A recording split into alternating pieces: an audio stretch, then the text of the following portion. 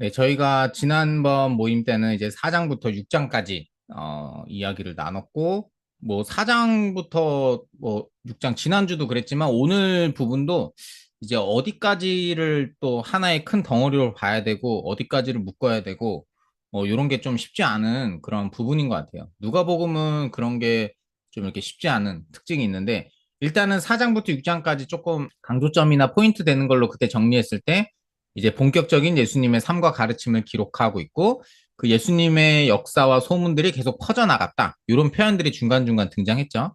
그리고 이제 배척하는 자와 이제 믿고 따르는 자, 뭐 이런 식으로 대조가 나오고 또 이제 평지설교에서는 듣고 행하는 자와 듣고 행하지 않는 자, 이런 것에 이제 또 대조가 나왔죠. 그래서 계속적으로 독자들에게 믿고 따르는 자가 되고 듣고 행하는 자가 이제 되는 것을 계속적으로 또 이야기하는 그런 부분도 있다라고 말씀을 드렸어요. 그리고 이제 지역적으로 갈릴리 지역에서의 사역을 이제 기록하고 있다라고 하는데, 이제 갈릴리 호수 중심의 이제 사역들을 이제 많이 기록되어져 있는 것 같아요. 그리고, 결국 복음서에서 강조하는 이제 예수님은 어떤 분인가, 예수님은 어떤 삶과 가르침을 또 살으셨고, 그분은 정말 누구인가에 대한 것들을 여러 가지, 마귀의 시험도 이기시고, 또한 뭐 구약의 성취로 오신 분이고 또한 이제 완전히 새 것으로 오신 그리고 이제 새 삶으로 제자들을 초대하고 뭐 이런 부분들을 우리가 이제 살펴볼 수 있었죠. 그리고 나서 이제 오늘 7장부터 이야기가 쭉 흘러가는데 이제 7장부터 이제 만만치가 않아요. 여기 이제 백부장 이야기 나오고 이제 나인성 과부 아들 뭐 이야기 나오고 이렇게 쭉 나오는데 이게 다른 복음서 이제 특별히 공간복음이라고 말하는 마가복음, 뭐 마태복음 이런 것들이랑 봤는데 일단은 지금 그 앞부분에 등장하는 이야기들은 마가복음에는 다 등장을 안 해요. 근데 마태복음은 여기저기 등장해요. 여기서 뭐 백부장 아들은 8장에 등장하는데 세례 요한의 질문을 마태복음은 11장에 등장시키고 그리고 여기서 이제 누가 내 어머니랑 내 동생이냐 말씀을 듣고 행하는 자가라고 가르치시는 부분을 마가복음과 마태복음은 비유 가르치시기 전에 다 요 위치에다가 배치를 하고 이제 비유들을 가르치는 걸로 이제 등장을 해요. 근데 이제 오히려 누가복음은 비유가 등장하고 누가 내 어머니고 내 동생이냐 뭐 이런 말씀이 그 뒤에 등장한다라는 거죠. 그래서 요거 갖고 막 혼자서 막 머릿속에 여러 가지 생각을 했어요. 첫 번째는 지난번 이제 정리할 때 그 만약에 예수님에 대한 소문이 퍼졌다. 요 뉘앙스의 말씀이 계속 반복해서 나온다고 했잖아요. 근데 요게 7장 17절에도 한 번 더 나와요. 그래서 나인성 과부의 아들을 여기까지를 이 위에까지 묶을 수 있지 않을까라는 페이지를 이제 하나 보여드렸어요. 그게 요렇게죠. 요렇게. 만약에 요거를 매듭 짓는 걸로 한다면 요 예수님의 이제 배척하는 자들에 대해서 가르치는 장면, 또 믿고 따르는 자들에 대해서 가르치시는 장면, 하고 이제 앞뒤로 이제 믿음과 기적의 사건. 요렇게 하면은 나인성 죽은 자 사건을 이제 요 앞에 있는 맥락들이랑 붙이고 그 다음에 나오는 것들을 이제 뒤로 붙일 수 있지 않을까. 첫 번째는 이제 요렇게 생각을 해본 거죠. 그리고 나서 이제 조금 말씀을 읽다가 똑같은 표현이 나오는 사건이 딱 두 개가 있어요. 그 한 이제 죄인이었던 그 여자가 향유 옥합으로 예수님께 이제 그 나오는 장면이 거기에 보면은 예수님이 이렇게 말씀하세요. 내 믿음이 너를 구원하였으니 평안히 가라. 근데 이제 열두의 이제 혈루증 알았던 그 여인도 마지막에 예수님이 동일하게 말씀하세요. 내 믿음이 너를 구원하였으니 평안히 가라. 그러면 이 사건과 이 사건을 대꾸로 놓고 어떻게 한 건가? 뭐 이렇게 생각이 들었어요. 근데 이제 막 이거는 막 처음에 이렇게 생각이 들었는데 정리가 안 돼요. 예. 그리고 나서 두 번째로 이제 넘어간 거는 세례 요한의 제자들을 보내는 장면에서 다른 복음서에는 기록되지 않은 내용이 있어요. 그리고 이 내용은 예수님의 말씀을 정리했다라기보다는 그냥 저자의 해석이 들어간. 그러니까 저자가 해석적으로 이제 어떤 그 기록한 글이 29절과 30절에 들어가는 거예요. 그래서 모든 백성과 세리들은 세례를 받고 한마디로 이 말씀을 듣고 하나님을 의롭다 하되 바리새인과 율법 교사들은 세례도 받지 않고 그다음에 하나님의 뜻을 저버렸다. 근데 어찌 보면은 요 뒤에 나오는 사건들이 오히려 이제 죄인이었던 사람, 오히려 그 사회적으로 약자였던 사람들은 뭐 예수님의 은혜를 입고 오히려 이 바리새인들 뭐 이런 사람들은 예수님을 거절하는 이런 이야기로 또 흘러가잖아요. 그래서 요게 어떤 큰 주제를 갖고 요 나머지 내용들이 좀 흘러가는 건가? 막 이런 생각도 해봤고 그리고 여기 보면은 누가 예수님과 함께하는 자들인가? 그래서 예수님과 함께한 제자들과 여자들의 명단이 나오고 또 여기 보면은 예수님이 내 말씀대로 행하는 자가 내 어머니다, 동생이다. 아, 그러면 이게 같이 대꾸고 이 가운데다가 비유를 이렇게 넣으신 건가? 그럼 이게 하나의 덩어리인가? 막 이런 생각도 갖고. 그러다가, 제가 이제 마지막으로 본 거는 여기 보시면 예수님과 함께한 제자와 여자들의 이야기와 예수님을 이제 12제자를 보내시는 9장의 장면이 이제 약간 대꾸가 되는 느낌이 있어요. 좀 이따가 한번 말씀을 보여드릴 텐데, 그러고 나서 그 누가 내 어머니와 동생인가 요 부분은 어찌 보면은 다른 내용이라기보다 이 앞에 두 비유랑 연결된 내용으로 붙은 것으로 보이더라고요. 왜냐면 여기서 이 네 가지 땅 비유도 말씀을 어떻게 내가 듣고 받아들일 것인가에 대한 말씀이고, 등불 비유도 그 하나님 나라의 비밀을 내가 들었는데, 그것을 내가 어떻게 주의 깊게 듣고 내가 스스로 삼갈 것인가에 대한 말씀이고, 그래서 결국 마지막으로, 그러면 누가 내 어머니고 내 동생이냐? 말씀을 듣고 행하는 자. 그것이 바로 내 어머니고 내 형제다. 요런 내용이기 때문에 오히려 이 비유에 연결된 요렇게 이 비유와 관련된 하나의 덩어리로 보는 게 맞지 않을까. 요런 생각을 갖고 나서 전체적으로 살펴보니까 제가 이제 본 패턴은 이런 거였어요.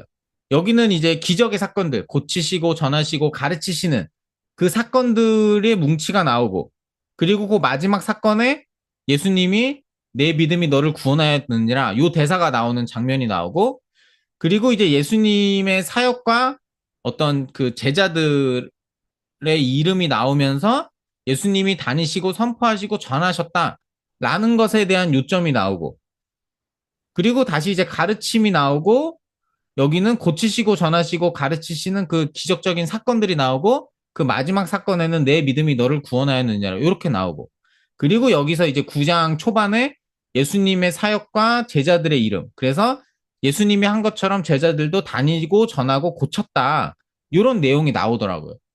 그러면은 여기서 이제 뒷부분만 보면, 그러니까 가르침이 등장하고 기적의 사건들이 등장하고 그 다음에 예수님의 사역과 제자들 함께한 자들의 이름이 이제 요약적으로 나오고, 그러면 여기도 고치시는 사건과 그게 나오면 여기 앞에 가르침이 나와야겠죠. 이제 가르침.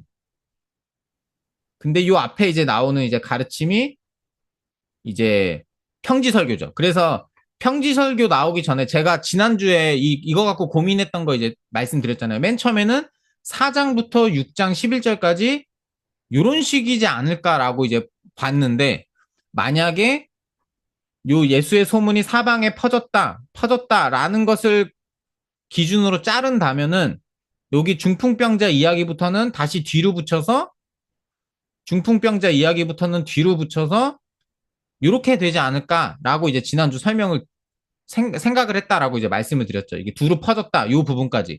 근데 다시 이제 뒷부분까지 쭉 연결해서 보니까 그러면 원래대로 여기까지가 만약에 잘린다면 여기까지가 이렇게 요런 그림으로 잘린다면 그럼 여기까지인 거죠. 여기까지. 예. 여기 PPT를 해놨구나. 여기까지를 자른다면 여기서부터 아까 말씀드린 뒷부분으로도 이제 볼 수가 있는 거죠.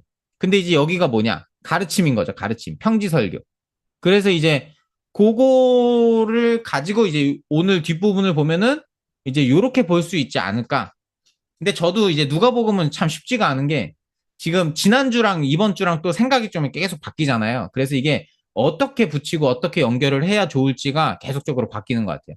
근데 만약에 요 가르침, 기적의 사건, 그리고 사역과 제자, 또 가르침, 기적의 사건, 사역과 제자, 요런 패턴으로도 크게 두 장면을 볼 수 있다. 그리고 요 기적의 사건 마무리되는 부분은 내 믿음이 너를 구원하였으니 평안히 가라.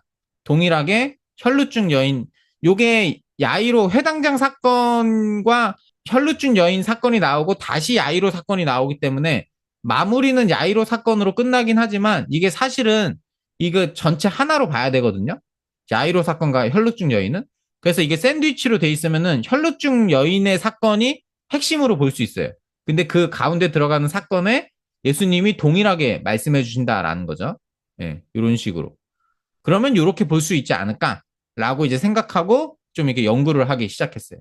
근데 이렇게 연구를 해놓고 또 아침에 좀 이렇게 그 준비하면서 막 이렇게 생각하고 했는데 이렇게 썼을 가능성이 좀 높겠다라는 그냥 생각이 든 게 뭐냐면 누가가 처음에 예수님과 세례 요한의 탄생 이야기할 때도 동일한 패턴을 갖고 두 장면을 계속 그려가거든요. 근데 어찌 보면 이것도 그런 이제 좀 이렇게 누가의 특성, 이게 글을 기록하는 좀 특성이 있지 않을까. 이렇게 가르침, 이렇게 패턴적으로 항상 가르침, 기적의 사건, 그 다음에 사역과 제자, 또 가르침, 기적의 사건, 사역과 제자. 그래서 어찌 보면 이렇게 또 두 가지를 또 이렇게 큰 패턴으로 이렇게 만들어서 또 이렇게 그려내고 있는 어떤 그 누가의 기록 어떤 특징을 또 이렇게 1장과 2장 부분과 연결지어 생각하면은 가능성이 있겠다. 이런 생각이 들었어요. 그래서 이제 7장부터 좀 말씀을 보면은 이제 가버나움에서 이제 백부장의 이야기가 쭉 나오죠. 근데 처음에 요 앞부분 패턴에서 등장하는 사건의 공통점은 사건에 등장하는 인물들이 다 긍휼을 입을 만한 어떤 뭐 자격이 있다든가 아니면 긍휼이 필요한 자들. 여기도 제가 요 파랑색으로 박스 쳐놓은 거 있죠. 요 파랑색을 지금 누가복음 색깔이라고 제가 그냥 의미를 두고 계속 파랑색으로 표시하는 거고 마태복음은 하얀색, 뭐 마가복음은 지금 노란색 이런 식으로 표시해가고 있었어요 지금까지. 근데 요 파랑색 부분은 누가복음에만 자세하게 기록이 된 거예요. 그래서 여기 보면은 이 백부장에 대해서 설명이 종을 사랑하는 사람 그리고 많은 이제 유대인들한테도 그 민족을 사랑하고 또 회당도 지어주고 이렇게 선의를 베푸는.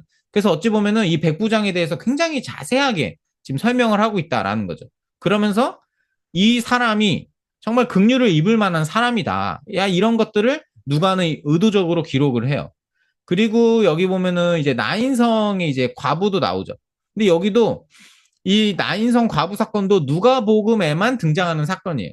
예. 근데 여기서도 자세하게 한 어머니의 독자인데 그 어머니는 과부다. 그러니까 얼마나 불쌍하냐. 더 나아가서 예수님도 그 과부를 보시고 불쌍히 여기셨다. 뭐 이런 식으로 이 사건에 등장하는 인물들이 긍휼을 입을 만하던가 아니면 긍휼이 정말 필요한 자들이다. 이런 것들을 좀 누가는 이야기를 하고 있는 것 같아요. 여기서도 이제 뒤에 나오는 이제 바리새인이 이제 식사 초대했을 때 죄를 지은 한 여자, 그러니까 죄를 지은 그 동네에서 죄를 지은 한 여자, 그러니까 모두가 죄인임을 아는 막 그런 여자다라는 거죠. 근데 그 여자가 이제 어떻게 했는지, 그러니까 이런 식으로 등장하는 사건들을 보면은 거기에 등장하는 사건들의 인물들이 굉장히 긍휼이 필요한. 그래서 이제 누가복음을 설명할 때 예수님은 정말 잃어버린 자들, 정말 긍휼이 필요한 자들을 직접 찾아가시고 그들을 구원하시고 그들에게 복음이 되시고 이런 예수님의 모습을 강조한다. 이런 그 표현을 많이 하거든요. 그런 특징들이 좀 보이는 것 같고 그리고 이제 제가 간단하게 정리를 했을 때 여기서 보면 종을 사랑하고 민족을 사랑한 사람에게 이제 병고침의 은혜를 하나님이 보여주시고 또 과부의 외아들에게 죽음을 생명으로 바꾸시는 예수님이 보여지고 또 죄 지은 한 여자에게 그 죄를 용서해 주시고 구원해 주시는 예수님이 보인다. 그래서 이제 어떤 자들에게 예수님이 찾아가셨는지가 보이고 두 번째는 이 사건들을 통해서 저자는 예수님이 어떤 능력, 어떤 권한과 정말 어떤 분임을 계속적으로 밝히고 있다. 그러면서 그 안에 이제 결과적으로 드러나는 사람들의 반응은 첫 번째 백부장의 사건에는 어떤 반대하는 사람이 등장하거나 그러지 않아요. 그리고 나인성 사건에서는 사람들이 이제 놀라요. 근데 이제 뒤에 가면은 이제 바리새인의 어떤 불신. 아니 저 사람이 진짜 선지자라면 저 여자가 죄인인 것을 알았을 텐데 막 이런 식으로 바리새인의 불신이 나오고 그래서 여기서는 이제 사람들의 반응. 그래서 저희가 이제 사건들을 볼 때 복음서의 사건에서는 특별히 어떤 사람이 또 은혜를 입고 있고 또 그 사건을 통해서 예수님의 어떠한 능력들이 나타나고 예수님의 어떠한 모습들이 나타나는지도 보고 세 번째로는 그 안에 나타난 사람들의 반응도 이렇게 살펴보는 게 중요한 것 같아요. 그래서 이런 것들이 나오고 그러면은 요 가운데 있는 세례 요한의 제자들의 요 장면을 통해서 저자가 말하고 싶은 게 뭘까? 보여주고 싶은 게 뭘까? 그러면 예수님이 진짜 누구신가? 그래서 이제 요게 약간 뒷부분에 나오는 그 거라사인 귀신과 약간 병행되는 느낌이 있더라고요. 그거는 나중에 살펴보고 결국은 요거는 예수님이 정말 누구신가라는 것에 대해서 이제 보여주는 사건이죠. 그래서 이제 세례 요한의 제자들이 그러니까 세례 요한이 제자들을 이제 보내는 거죠. 그래서 이제 묻는 거. 요거는 이제 마태복음에서도 우리가 한번 봤으니까. 그래서 이제 결국 말하고자 하는 게 예수님이 약속된 그다. 세례 요한은 그가 아니다. 그러면서 세례 요한이 어떤 분인지에 대해서 또 이렇게 설명해 주시는 그 장면이 쭉 나오죠. 근데 저희가 이제 마태복음에서도 이제 보았듯이 여기 이제 실족하지 아니하는 자 이렇게 나오는데 이게 같은 단어예요. 마태복음에 등장하는 거. 실족하지 아니하는 자. 한마디로 넘어뜨리다, 범죄하다. 그러니까 예수님의 대답을 그때도 정리했을 때 내가 그 사람이고 그것을 의심하지 않는 자에게 복이 있다. 이렇게 이제 말씀하시는 거죠. 그리고 마태복음에서는 어떻게 기록이 되어 있냐면 그 세례 요한에 대해서 쭉 설명을 하세요. 세례 요한에 대해서 쭉 설명하시고 나서 세례 요한보다 큰 자가 이 땅에 없다. 여자가 낳은 사람 중에 한마디로 사람 중에 세례 요한이 제일 큰데 그게 중요한 게 아니라 천국에서는 극히 작은 자라도 그보다 크다. 라고 하면서 이제 천국에 대한 이야기로 바로 연결을 하세요. 그러면서 우리가 그때 나눴던 침노하는 자, 요거 이야기가 나오는데 누가복음은 그때 이 침노에 대한 이야기가 전혀 다른 본문에 쓰인다라고 말씀을 드리고 요거를 이제 보여드렸어요. 누가복음은 이제 16장에서 요게 나와요. 율법과 선지자는 요한의 때까지다. 복음이 전파되어 그리로 침입하느니라. 근데 요게 요 맥락이 누가복음은 요걸 전혀 다른 맥락에서 쓰고 있다라는 거죠. 요거 이제 16장에서 우리가 나중에 좀 살펴보기로 하고 그래서 아까도 말씀드렸지만 세례 요한에 대해서 이제 쭉 말씀하세요. 뭐 선지자보다 훌륭한 자다. 그런데 이제 그 세례 요한은 그냥 내 사자고 내 길을 준비하는 자일 뿐이다. 정말 그리스도는 나밖에 없다. 이것을 밝히 보여주시는 장면이죠. 근데 요 아까도 말씀드렸지만 29절이랑 30절이 이제 누가복음에만 들어가 있어요. 그래서 어찌 보면은 누가복음에서 이 세례 요한의 이야기의 핵심은 여기라고 볼 수가 있어요. 그러니까 저자는 이걸 말하고 싶은 거예요. 그래서 이것을 받는 자가 있고 받지 않는 자가 있다. 근데 받는 자는 오히려 백성들, 세리들. 어찌 보면 이 땅에서 억압받고 더 이런 복음이 필요한 자들이고 어찌 보면 받지 않는 자들, 막 바리새인들, 율법 교사들. 이런 사람들은 하나님의 뜻을 저버린다. 저버렸다. 막 이런 것이 지금 저자가 여기서 이제 핵심적으로 말하고 있는 거다라는 거죠. 그리고 나서 이제 뭐 아까는 마태복음에서 세례 요한이 큰 자다. 근데 천국에서는 지극히 작은 자라도 그보다 크다. 하고 나서 침노하는 것에 대한 이야기로 바로 넘어갔거든요. 근데 누가복음은 그렇지 않다라는 거죠. 여기 보면은 이제 비유가 이제 등장을 해요. 그래서 여기 보면은 이 세대가 그만큼 완악하다 이런 이야기를 하시는 거죠. 세례 요한이 와서 이렇게 했는데도 너희 말이 귀신 들렸다고. 오히려 인자가 와서 한마디로 예수님이 와서 이렇게 했는데도 너희들은 세리와 죄인의 친구로다 막 이런 식으로 말하고 있으니 하면서 그들을 이제 책망하는 장면으로 넘어가고 그리고 이제 35절이 나와요. 35절이 조금 이해가 안 가죠. 그냥 읽으면. 지혜는 자기의 모든 자녀로 인하여 옳다함을 얻느니라. 이게 도대체 뭔가 해서 이제 좀 다른 번역본들을 쭉 찾아봤어요. 그래서 이게 쭉 찾아보니까 다른 번역본은 전부 다 접속사가 들어가 있어요. 그래서 원어를 살펴보니까 접속사가 있는 게 맞아요. 그래서 그러나, 예. 그러니까 너희들이 완악하다라는 거죠. 이 세대가 그만큼 안 받아들인다. 세례 요한에게는 막 귀신 들렸다고. 인자가 왔더니 막 제리와 세리의 친구다. 막 이런 식으로 하는데, 그러니까 이 세대가 그만큼 마음이 완악하지만, 그러나, 뭐 세 번역에는 지혜의 자녀들이 결국 지혜가 옳다는 것을 드러냈다. 이렇게 하는데 이것도 이제 그렇게 막 와닿진 않고 이게 딱 찾아보니까 여기서 지금 쉬운 성경 뭐 공동 번역하고 나서 얘가 현대인일 것 같아요. 제가 지금 기억에 얘가 현대인이고 얘가 공동 번역일 것 같은데 제가 나중에 한번 확인해서 수정해 놓을게요. 계속적으로 다른 번역에는 따르는 자, 그것을 따르는 자 또는 그것을 받아들이는 모든 사람 또한 그것을 받아들이는 사람. 그러니까 이게 그것을 듣고 따르고 받아들이는 사람들을 통해서 여기서는 이렇게 자녀라고 했는데 그것들을 통해서 나중에 그것이 옳다는 것이 밝혀질 것이다. 이런 이야기예요. 그래서 이게 자료를 좀 찾아보니까 이게 그 당시에 이제 있었던 속담과 같은 걸 예수님이 인용하시고 말씀하시는 거라고 나오더라고요. 그러니까 속담과 같은 거다. 한마디로 지혜를 받아들이는 그 후손들의 삶을 통해서 그것이 지혜인 것이 증명이 된다라는 거죠. 이게 다시 한 번 더 이제 설명을 드리면 지금 예수님 시대에 예수님이 막 가르치심을 하시고 있고 예수님이 내가 예수임을 내가 약속된 그리스도임을 막 삶으로 증명하고 계시잖아요.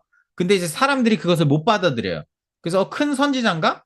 그러면서 그 앞에서 맥락이 뭐냐면 야 너희들은 세례 요한이 와도 받아들이지 않고 인자가 와도 받아들이지 않는다. 근데 이것을 받아들이는 사람에 의해서 나중에 내가 진짜 그였고, 내가 진짜 진리였고, 내가 약속된 메시아였고, 그 모든 것들이 증명될 거야. 라는 뉘앙스로 지금 이 속담을 인용하고 계신 거예요.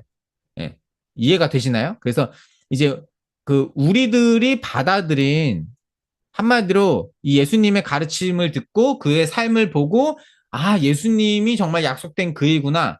그러니까 예수님을 보고 실족하지 않는, 실망하지 않는 그들, 예수님을 진짜 믿는 그들을 통해서 그 지혜, 우리가 받아들인 그 지혜가 나중에 우리들의 삶을 통해서, 그 후손들의 삶을 통해서, 아, 맞아. 그게 옳은 거였구나.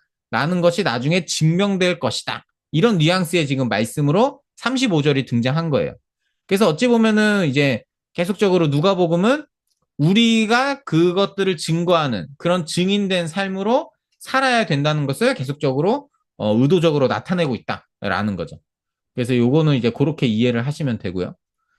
그리고 나서 이제 그 마태복음이랑 비교해 보면 마태복음은 세례 요한을 쭉 설명하고 그다음에 그 이 시대가 근데 완악하다. 요 이 시대 비유를 바로 등장시키는데 누가복음은 세례 요한 설명하시고 나서 요거 아까 말씀드린 29절과 30절이 들어간다라는 거죠. 그리고 나서 방금 설명드린 이 세대 비유가 나와요. 그래서 어찌 보면은 그 누가가 저자로서 내가 말하고 싶다라는 건 요거예요. 백성과 세리들은 하나님 이 말씀을 세례도 받고 말씀을 듣고 그래서 하나님은 의롭다 하는데 바리새인과 율법 교사들은 세례도 안 받고 그 자신들을 위해서 하나님의 뜻을 저버린다. 그래서 어찌 보면은 7장에 나오는 사건은 정말 이 잃어버린 자들 그 당시 삶에서 연약하고 힘이 없는 자들은 오히려 말씀을 잘 받아들여서 의롭다함을 얻고 안 그런 자들은 받지 아니하였고 막 이런 것들을 주제로 7장에 나오는 사건들을 쭉 봐도 될 것 같아요.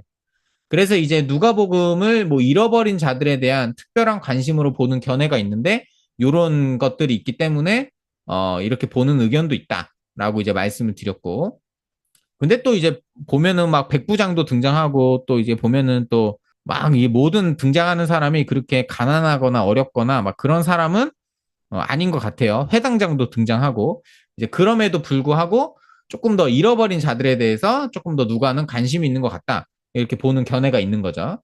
또 여기 보면 이제 바리새인이 이제 청하는 장면인데 여기도 이제 어찌 보면은 두 인물이 좀 대조가 되는 게 느껴지죠.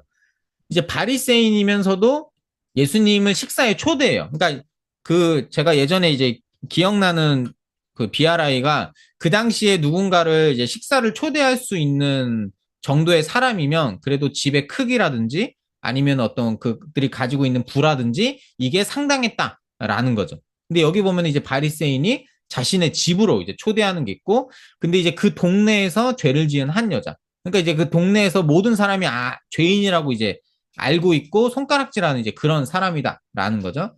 이런 식으로 이제 대조가 되고 그리고 나서 이걸 통해서 정말 누가 은혜 있는 자냐 하면서 이제 빚진 자에 대한 이제 쭉 비유를 해주시고 그걸 통해서 정말 내 믿음이 너를 구원하였으니 평안히 가라 이렇게 마지막에 요게 이제 누가복음에만 등장해요. 요 사건도.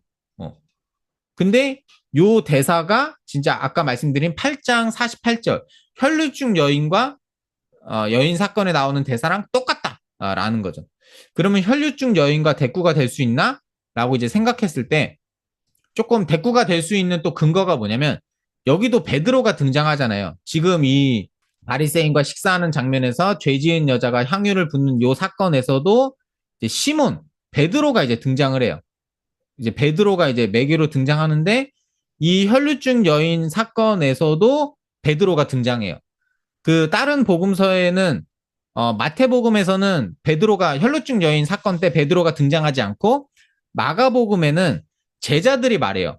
그러니까 예수님이 누가 나를 만진 사람이 있다 했더니 그 사건에 대해서 사람들이 많아서 밀치는 겁니다라고 하는 대사를 누가복음은 베드로가 하는데 다른 복음서는 베드로가 하지 않는다라는 거죠. 그래서 어찌 보면은 요 지금 옥합 사건이랑 요 혈루증 여인 사건이 동일한 대사도 등장하고 베드로라는 인물의 동일한 등장도 좀 이렇게 살펴볼 수 있다. 공통점으로 살펴볼 수 있다라는 거죠. 그리고 나서 이제 7장이 여기서 마무리가 되고 8장이 1절의 시작이 이제 그 예수님의 사역과 함께했던 사람들의 명단, 이게 이름이 이렇게 쭉 나와요. 그래서 예수님이 다니시고 선포하시고 전하셨다. 그때 12제자가 함께했고 여러 여자가 함께했다. 그래서 예수님의 사역과 제자들을 요약적으로 딱 정리해서 이야기를 하거든요. 근데 이제 맨 처음에는 이제 쭉 연구를 하다가 8장 39절에도 이런 표현이 나와요. 온 성내에 전파되었다. 그래서 제가 앞에서부터 뭐 이렇게 소문이 전파되었다, 퍼졌다, 이런 말씀의 어떤 맥락을 정리하는 맥락이 나오는구나, 이렇게 말씀드렸잖아요. 그래서 이 39절도 그렇게 볼 수 있나? 라고 생각해서 이 전파되었다라는 단어를 좀 찾아봤는데 그 소문이 퍼졌다, 이것과는 전혀 다른 단어예요. 그래서 요거를 그렇게 매듭 짓는 문장으로 보기는 어렵겠다라고 하면서 요 전파되었다라는 것을 가지고 찾아보니까 오히려 이 8장 1, 2, 3절과 9장 1절부터 6절이 오히려 대꾸가 되지 않을까라고 이제 발견한 거죠. 여기서 이제 뭐 전하실세 요것과 여기서 복음을 전하였다. 요게 이제 같은 단어예요. 아까 그거랑. 그래서 이제 보니까 내용이 똑같더라고요. 여기도 12제자가 등장하고 결국 예수님이 이런 사역을 했다. 예수님은 두루 다니시고 선포하시고 전하셨다. 그때 제자들이 함께 했다. 그리고 나중에 9장 1절부터 6절에는 그 제자들이 예수님과 동일한 사역을 두루 다니고 전파하고 병을 고쳤다. 그러니까 어찌 보면 예수님은 무엇을 하셨고 그리고 그것을 따르는 우리는 무엇을 해야 되는지를 이제 딱 이야기하고 있는 장면으로 이제 보인다라는 거죠. 그래서 이제 제가 여기까지를 이제 하나의 어떤 패턴으로 보고 요 8장 4절 이후부터 아까 보여드렸던 9장 6절까지를 또 하나의 동일한 패턴으로 그냥 이제 이해를 좀 한 거예요.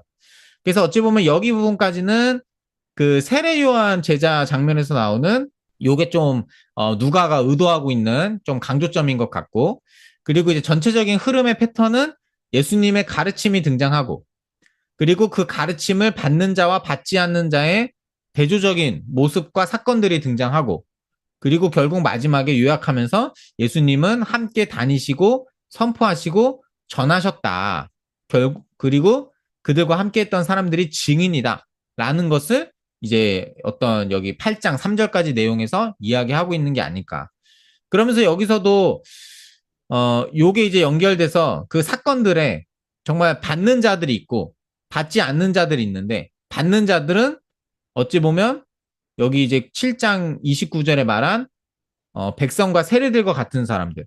그래서 사랑을 베풀었던 백부장, 아들이 죽은 이제 과부, 그리고 죄를 지은 한 여자. 그러니까 이런 식으로 긍휼이 필요하고 정말 긍휼을 입을 만한 사람들이 그 말씀을 받았고 그리고 받지 않는 자는 중간에 등장하는 한 바리새인, 식사에 초대했던 한 바리새인. 그리고 여기서 말하는 이런 사람이 바로 바리새인과 율법교사라고 말할 수 있지 않을까. 근데 이게 평지설교의 뉘앙스랑 똑같죠. 평지설교도 이 말씀을 듣고 행하는 자가 있고 듣고 행하지 않는 자 이런 식으로 나누거든요.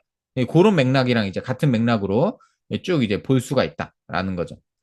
그리고 이제 쭉 뭐 백부장은 마태복음에서도 살펴봤으니까 그냥 넘어가는데 나인성은 요거 이제 누가복음에만 등장하는 거라서 요거만 한번 살펴보고 넘어가면 이제 나인성이라는 게 일단은 유대 지역의 가장 끝부분에 있는 성이더라고요. 그래서 제가 지도를 분명히 넣어놨는데 사라졌네. 저번에 봤던 지도로 좀 살펴보면은 여기가 나인성이에요. 뭐 자료를 찾아보긴 했는데 명확하게 나오는 게 없어서 제가 이게 안 적어놨는데 요 보라색 부분이 사마리아 지역이에요. 여기가. 그리고 여기가 이제 그 쭉 빨간색 부분이 이제 유대 지역인 거죠. 그래서 그 당시에 이제 사마리아 지역이 굉장히 이제 그 하대받았잖아요. 유대인들한테. 그래서 굉장히 이제 사마리아 지역과 인접해 있는 부분이니까 이제 나인성이라는 곳에 어떤 그런 배경이 있나? 라는 거 이게 생각만 했는데 막 이렇게 그것을 말해주는 자료는 따로 없었어요. 그래서 그냥 혹시 그렇게 사마리아 지역과 붙어 있기 때문에 여기도 좀 하대받는 지역이었나? 그냥 이런 생각을 좀 해봤고, 그리고 여기 보면은 이제 그러니까 과부의 죽은 외아들을 살리는 요 장면이 이제 엘리야 이야기랑 비슷하다라는 거죠. 열왕기상에 나오는 이제 엘리야의 이야기. 그래서 근데 이 사건을 보면서 사람들이 왜 큰 선지자가 우리 가운데 일어났다 이렇게 말하는지 이제 이해가 됐어요. 그다음 그들도 머릿속에 이제 엘리야 사건이 이제 기억이 나는 거죠. 그래서 이게 사람들이 이 사건을 보면서 예수님을 선지자로 이제 생각을 한 거예요. 그런데 계속 이 사건을 통해서 누가는 아니다. 그러나 누가는 이 사건의 기록을 통해서 예수님이 어떤 분인지를 분명하게 증명하고 싶은 거다. 사람들은 큰 선지자로 오해하지만 그래서 이 오해한 사람들이 또 누구예요? 세례 요한의 제자들의 이야기가 요 다음에 바로 연결이 되는 거죠. 아니다. 예수님은 그런 그냥 큰 선지자 이상으로 정말 모든 것에 이제 나중에 나오는 지극히 높으신 하나님의 아들로 이 땅에 오신 우리의 유일한 구주가 되신다. 이걸 계속적으로 증명해 가는 게 이제 누가복음의 이야기로 이제 살펴볼 수 있을 것 같습니다. 그리고 나서 이제 다시 또 8장으로 이제 건너뛰면 8장 이제 3절까지 예수님이 다니시고 전하시고 고치시고 예수님의 제자들과 여인들과 함께 하셨다. 이렇게 한 다음에 이제 8장 4절부터는 이제 다시 가르침이 나오는 거죠. 그래서 이제 네 가지 땅 비유가 나오고 요거는 워낙 잘 아시는 말씀이니까. 그리고 뭐 차이점은 마태랑 마가는 뭐 30배, 60배, 100배 이렇게 말하는데 그냥 누가는 그냥 100배만 뭐 이렇게 이야기했고 뭐 크게 우리가 의미를 두지 않아도 될 것 같고요. 그리고 이제 모두 다 기록이 되어져 있어요. 새 복음서에. 그리고 근데 이제 마가복음이랑 마태복음은 다 천국 비유의 모음 중에 하나로 요게 기록이 돼 있어요. 13장에 마태복음은 천국 비유를 쭉 하는데 그 중에 하나로 네 가지 땅 비유가 나오고 그리고 마가복음도 이 네 가지 땅 비유 다음에 이제 등불 비유가 등장하고 거기에 추가로 몇 가지 비유가 더 등장해요. 그러니까 마가복음도 천국 비유 모음 중에 이제 이게 딱 모아져 있는 건데 누가는 요거랑 등불 비유 딱 두 가지만 딱 기록을 하고 있다. 그래서 제자들이 묻고 이제 그거에 대해서 쭉 말씀하시는 거. 요거 내용 사실 많이들 아셔가지고 제가 따로 설명 안 드렸는데 요게 이제 이사야 말씀을 이제 인용한 거죠. 그래서 왜 그들이 들어도, 그러니까 보아도 보지 못하고 들어도 깨닫지 못하게 하려고 한다. 그러면 예수님이 어떤 사람에게는 깨닫게 하고 어떤 사람에게는 깨닫지 못하게 하고 이렇게 좀 차별을 하신 건가 이렇게 볼 수 있는데 그게 아니라 이게 그 당시 이사야 말씀을 듣는 이스라엘 백성들이 정말 마음이 완악했기 때문에 그들에게 아무리 하나님이 선지자들을 보내서 말씀을 전해도 그들이 받아들이지 않고 깨닫지 못하고 귀를 막는 그런 상황이었기 때문에 그런 맥락의 어떤 그 말씀을 지금 인용하고 계신 거다. 그래서 결국 이 말씀의 요점은 받아들이는 어떤 자세 또는 마음, 어떤 태도에 대한 말씀인 걸 알 수가 있어요. 그래서 우리의 마음이 어때야 되는지. 예. 그리고 여기서 그 다음에 등불 비유가 등장하는데 요것도 그 마태복음이랑 마가복음은 하나님 나라의 비유로 이렇게 쭉 모아져 있다가 그 천국이 지금은 감추인 것 같고 지금 가려진 것 같지만 그게 언젠가는 나타날 거고 그게 보여질 거고 막 이런 맥락으로 이 비유를 사용하는데 여기 이제 누가복음은 그 앞에 있는 네 가지 땅 비유와 동일한 주제로 이제 연결을 시켜가요. 어떻게 들을까 스스로 삼가라. 그러니까 이것도 그 비밀에 대해서 그 비밀은 언젠가 드러날 것이고 장차 분명하게 나타날 것인데 그래서 지금은 그러니까 나중에는 드러나고 알려지기 때문에 지금은 숨긴 것이고 감추인 것. 그래서 그것을 뭐라고 말하냐? 비밀이라고 말한다라는 거예요. 감추이고 숨긴 것이니까 이제 비밀이라는 개념이 들어간 거죠. 근데 그게 언젠가는 지금은 당연히 숨겨져 있고 감추인 거기 때문에 나타날 때가 있고 드러날 때가 있다라는 거죠. 그것에 대해서 그 비밀에 대해서 너희가 어떻게 들을지 스스로 삼가라. 그래서 한마디로 앞에 있는 비유랑 똑같지 좋은 땅으로서 그것을 받아들이는 자는 더 받겠고 그것을 막 가시덤불이나 막 돌짝밭처럼 그것을 거부하고 하는 사람은 지금 있는 것도 빼앗길 거다. 이런 말씀을 하시는 거예요.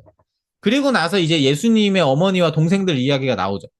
그래서 여기서도 다른 복음서랑은 좀 기능이 달라요. 그래서 요거를 이 앞에 있는 비유들이랑 연결해서 이야기하죠. 결국 말씀을 듣고 행하는 사람이 진짜 내 어머니, 내 동생들, 나와 함께하는 자들이다.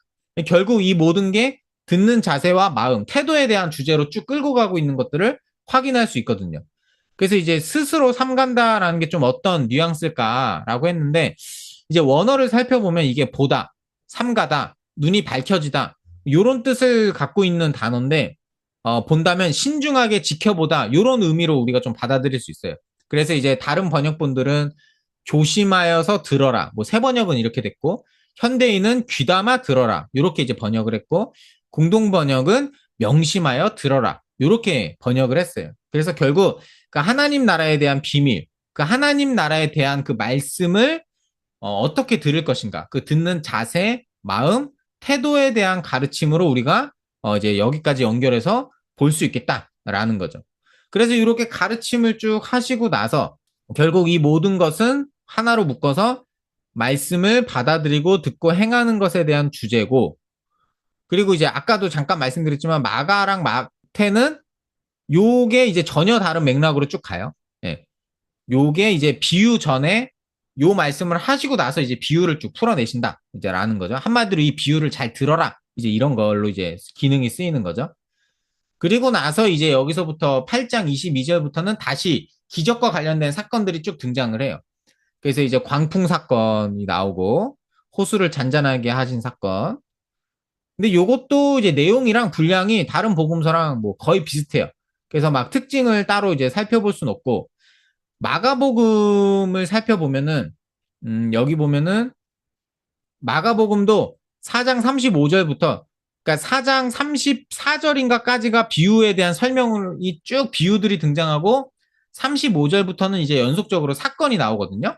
비유의 가르침이 끝나고 이제 그 사건이 이렇게 등장하는 장면이 나오는데 마태복음은 순서가 좀 많이 달라서 좀 이렇게 같이 살펴보기가 어렵고 마가복음은 이렇게 바다를 잔잔하게 하시고 이제 군대 귀신 사건 나오고 그 회당장의 딸과 혈루증 여인 나오고 고향에서 배척당하시는 사건이 여기 등장하고 이제 12대자 파송 이런 식으로 나오고 근데 이제 누가복음은 요거랑 좀 비슷해요. 요 순서가 바다를 잔잔하게 하시고 군대 귀신 회당장이랑 혈루증 여인 그리고 12대자 파송 이런 식으로 마가복음이랑 비슷하고 마태복음은 그때도 우리가 같이 공부했지만 이 8장 안에 기적의 사건들이 막 모여져 있어요. 그래서 사실 바다를 잔잔하게 하시고 군대 귀신 사건 다음에 요 가운데다가 더 많은 이야기가 들어가 있어요.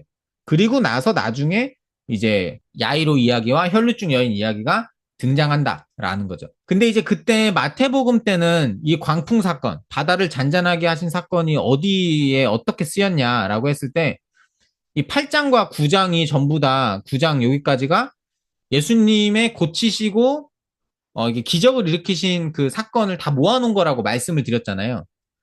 쭉 나오는데 요 가운데 여기 앞에 고치시는 사건 3개, 뒤에 고치시는 사건 3개, 요 가운데 표적 3가지 이렇게 모여져 있다라고 그때 말씀을 드렸어요. 그 표적 3개 중에 첫 번째가 요 이제 그 풍랑이 일어나는 거, 바다를 잔잔하게 하신 사건이 여기 기록돼 있다. 이렇게 설명을 드렸고 어찌 보면 요 가운데 표적 3가지는 자연을 다스리는 예수님의 능력, 귀신을 다스리시는 예수님의 능력, 또한 죄를 사하는 예수님의 능력, 이런 예수님의 권능을 보여주는 사건으로 요 이제 광풍 사건이 사용되었다라고 이제 말씀을 드렸어요.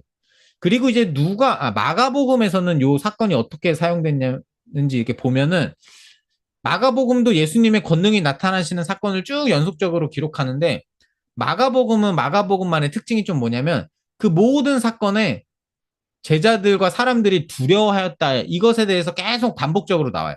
근데 동일하게 두려움은 느끼지만 어떤 사람들은 믿었고 어떤 사람은 믿지 않았다. 그래서 믿은 사람들은 그 예수님의 권능을 다 경험했다.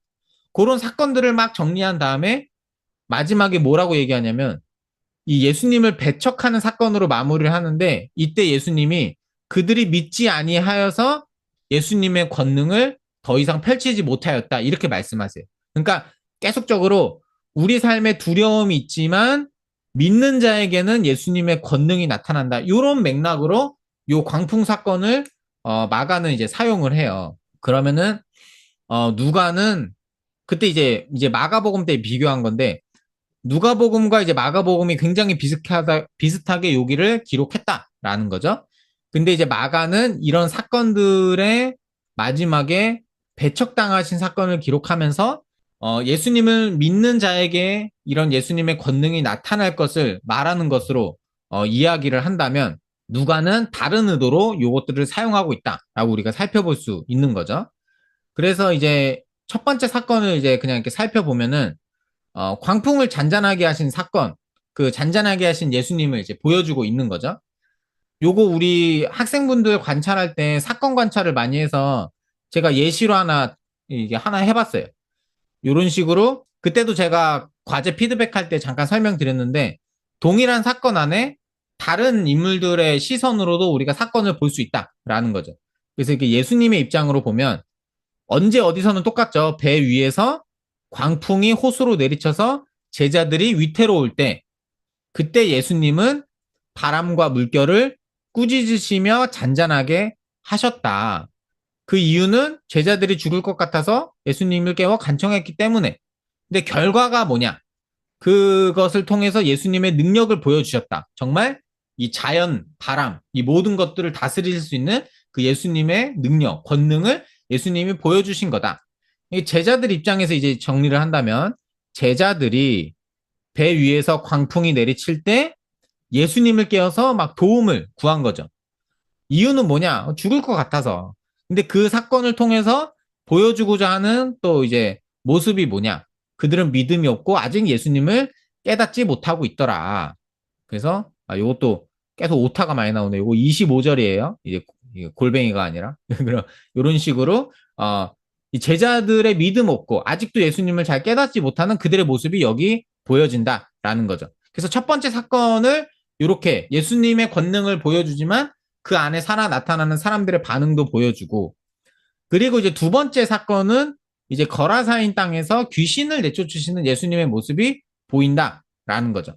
그래서 다른 복음서랑 좀 이제 비교해 봤을 때 요 31절이 이제 누가복음에만 들어가는 장면이고 요 38절, 39절이 마태복음이라는 좀 다른 차이점이에요. 이 마태복음은 이 귀신 나간 사람이 결국 이게 나가서 전도, 제가 선교라고 했는데 온 성내에 전파한 요 장면을 마태복음은 기록을 안 해요. 근데 마가복음은 기록을 하고 있어요. 근데 이제 어떻게 이제 기록이 돼 있냐면 일단은 여기 이제 거라사인 딱 나오잖아요. 근데 마가복음에서는 마지막에 그 사람이 대가볼리 지역에 가서 전파였다 이렇게 나와요. 이 대가볼리 지역이 그때 우리 간사님들이랑 같이 공부할 때 이제 말씀해 주신 건데 대표적인 이방 땅이다라는 거죠. 한마디로 어찌 보면 이제 이방인에게도 이제 복음이 전파되는 어떤 그런 사건으로 이게 볼 수도 있다. 이렇게 말씀해 주셨어요. 근데 요게 마태복음에서는 거라사인 땅이 아니라 건너편 가다라 지방 이렇게 나오거든요. 그래서 이게 지도를 찾아보면 작아서 좀 안 보일 수도 있는데 요게 가다라라고 이게 적혀 있어요. 여기 조그맣게. 여기 이제 화살표로 하는 거예요. 여기가 이제 가다라 지역이고 여기 이제 크게 대가볼리 했는데 이렇게 초록색 지역 요렇게가 이제 대가볼리 지역 큰 지역으로 이제 볼 수가 있는 거죠. 이쪽 지역에서 이제 그 소문을 전했다. 이렇게 하고 있는 거예요. 그리고 이제 요거 그때 공부할 때도 살펴본 게 마가복음은 요거 돼지에 대해서 뭐 2천 마리 이렇게 좀 자세하게 적는 것도 있고 그리고 계속적으로 마가복음은 아까 말씀드린 대로 이제 그 사람들이 두려워하였다. 그리고 그들이 떠나시기를 간구했다. 뭐 이렇게 나온다라고 이제 말씀을 드렸고 누가복음도 사람들이 그 귀신 들렸던 자가 어떻게 구원을 받았는지 본 사람들이 있다. 이런 것들이 이제 표현이 된다라고 이제 말씀을 드렸죠. 요거 이제 마태복음 때 이제 같이 살펴본 자료인데 그때 요렇게 정리했어요. 마태복음 때는. 귀신 들린 자는 마을에서 이제 해로운, 통제 불가능한 존재임을 이제 보여주고 있죠. 근데 그런 사람이 회복되고 막 은혜를 경험했어요.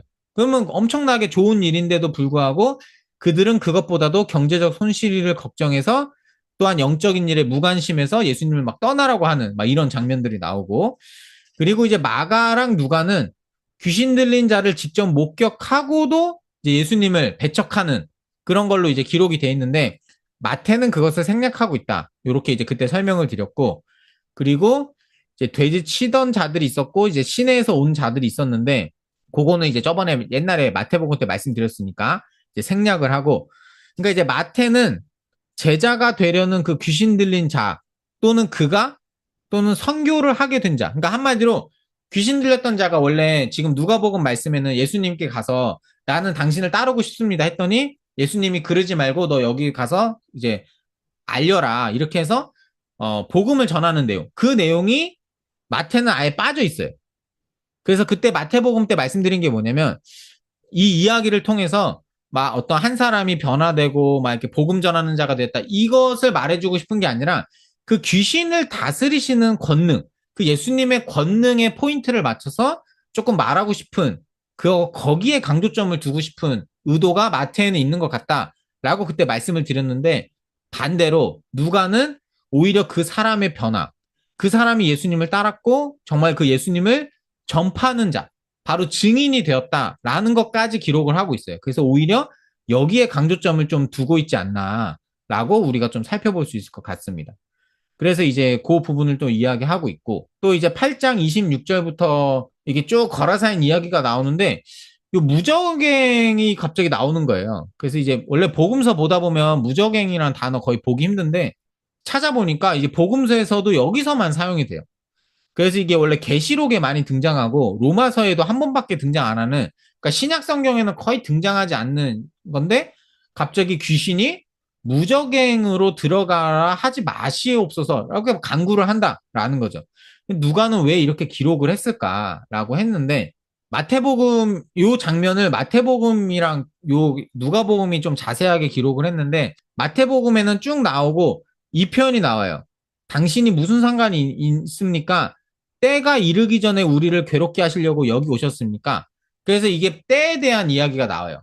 그래서 그때 마태복음 때는 이제 못 보고 지나갔는데, 우리가 마태복음 공부했을 때 그 마태복음은 특별히 다른 복음서보다 그 마지막 때에 대한 언급이 되게 자세히 나오고 이 마지막 때에 대한 관심이 되게 많다라고 이야기를 했잖아요.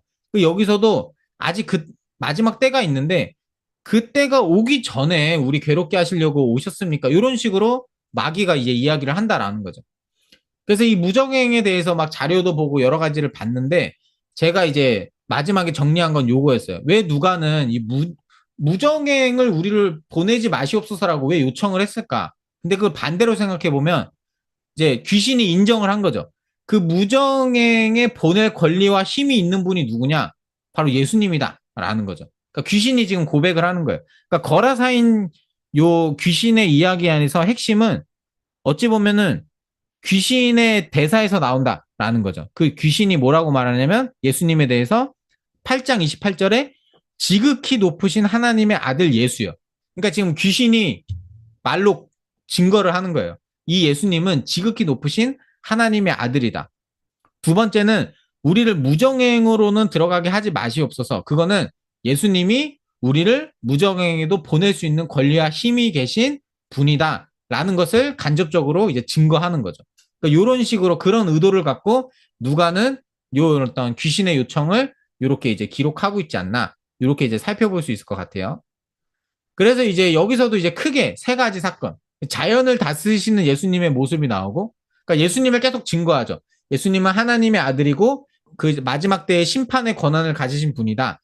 그리고 이제 아이로 사건과 혈루증 여인 사건을 보면, 예수님은 병 고침의 능력도 있고, 구원하실 수 있는 능력이 있고, 죽음을 생명, 정말 부활의 능력을 갖고 계신 분이다. 근데 이제 그 안에서 이제 등장하는 사람들의 반응은 첫 번째는 제자들이 누구이기에 깨닫지 못해요. 그리고 두 번째는 배척하는 자가 있고 함께 있기를 간구하는 자, 받아들이는 자가 있고, 그리고 마지막 사건의 주인공들은 이제 믿고 나아오는 자들이 중점적으로 나온다라는 거죠. 그래서 이 마지막 사건도 이제 좀 이렇게 살펴보면은 회당장 이야기 가운데 혈루증 이야기가 등장한다. 그래서 이제 하나의 이야기로 보는 게 좀 맞는 것 같다라고 아까도 말씀드렸고, 그래서 여기 43절, 42절까지는 야이로 이야기, 43절부터 48절까지는 이제 혈루증 여인 이야기, 그리고 48절의 요 대사가 아까 말씀드린 향유 부은 여자의 이야기와 마무리가 똑같다. 그리고 이제 베드로가 등장한다. 라고 했을 때 요 베드로의 등장과 예수님의 마지막 대사로 혈류증 여인과 앞에 나왔던 향유를 부은 여자의 이야기가 같은 대꾸로 우리가 좀 볼 수 있지 않을까라고 이제 말씀을 드렸고, 그리고 이제 요거는 마가복음에 나오는 내용과 거의 동일해요. 그래서 결국 요 세 번째 사건을 통해서 이제 저자가 보여주고 싶은 게 뭐냐. 예수님은 병도 고치시고 구원도 하시고 죽음을 생명으로 바꾸실 수 있는 이런 능력이 있으신 분이다. 이제 라는 거죠.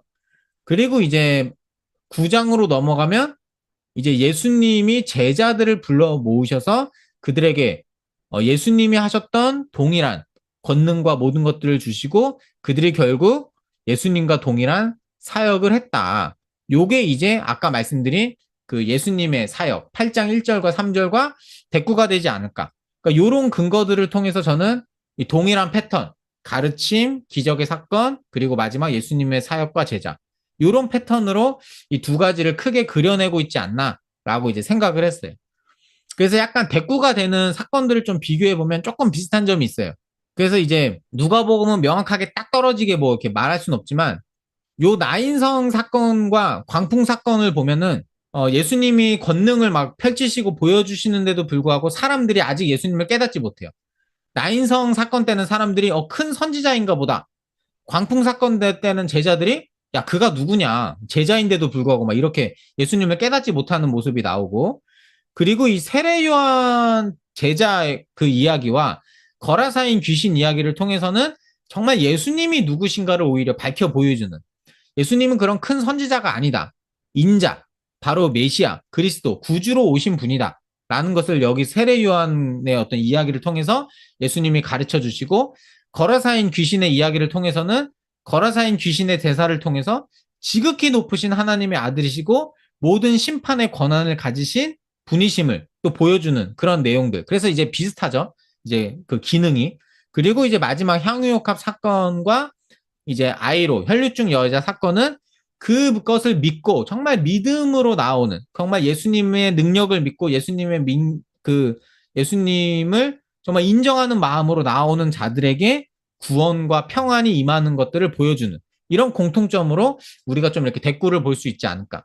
그리고 이제 마지막에는 그 예수님의 가르침 그리고 그 예수님의 그 삶을 따르는 제자가 무엇인지 그들의 모습, 그들의 명단, 그들의 막 이야기 그런 것들을 하면서 결국 이런 증인된 삶을 살아야 된다라는 것을 마무리로 이제 좀 매듭을 짓는 게 이제 9장 6절까지 이야기가 아닐까라고 생각하는데 이제 또 9절 7절부터 또 연구하다 보면 이것도 달라질 수도 있어요. 왜냐면 또 여기 막 헤롯 이야기 나오고 그다음에 뭐 이렇게 쭉 이야기 이제 가이사라 빌립보 이야기 나오고 하는데 조금 더 이제 뒷부분까지 또 연결하면 좀 이렇게 바뀔 수도 있지만 이번 주까지 저도 이제 공부한 거는 이렇게 볼 수 있지 않을까라고 이제 좀 생각을 했습니다.